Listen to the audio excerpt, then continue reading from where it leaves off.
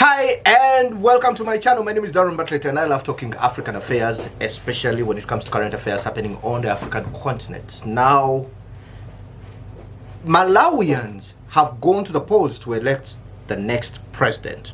It could be Chakwera, who is the incumbent currently, if he wins the election, or it could be the former president, who is called also Mutharika. Peter, he's an evangelist, a preacher for that. How he left the work of God to get into politics is one story, but that which I'll give you another day. But this election for me is a unique one for one reason.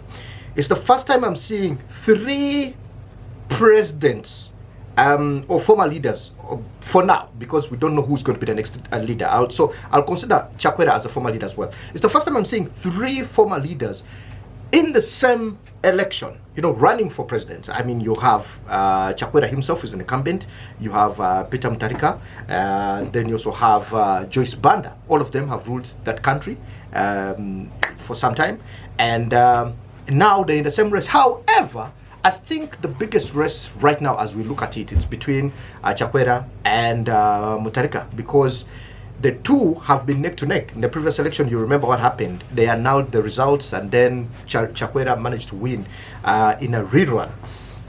So that tells you how tough the two are. They are so good with their politics and their audiences. So you expect that by the end of this week, Malawi may have Chakwera or may have Peter as their new leader. But the two of them, of course, have different manifestos. Chakwera is looking at restoring the economy. Actually, it says fixing the economy, which has been so bad. I mean, 27% inflation above is quite difficult for the southeast country like Malawi. They've been grappling with a couple of things. They had storms, they had cholera, they had the economy went into a deep. So things have not been moving well. Unemployment rates, and it's been a challenge. And yet these are the things that Chakwera said in the first when he had just come to power, is that these are the things he's going to fix. However, things didn't go the way he thought they're supposed to be, and this is why I always say that it's very easy to make a manifesto and a promise to the people when you're looking for an election, but the reality sinks in when you're actually in the seat going forward. And that's why the other two candidates, like Joyce Banda, was saying, look, I'm going to fix and create more opportunities for women and the youth, empowerment and all these other things to make sure that they're able to make money for themselves in that economy.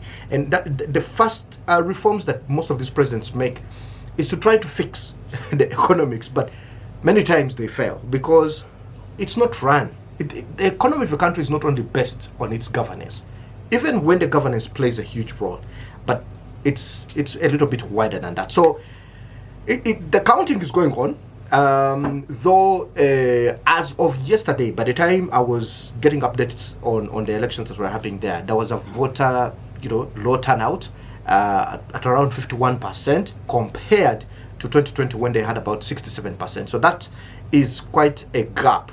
And there are many questions left to ask here. Is that are Malawians still interested in elective politics? Are they, or have they lost hope that every president who comes is the same thing, from Joyce Banda, Peter Mutharika, and then you have Chakwera? Is it the same song in different versions? It's just a remix, or someone's going to give us a new hit in politics and change how the economy or the country is run, and creating more opportunities for the young people, especially given that they are the biggest population in the country?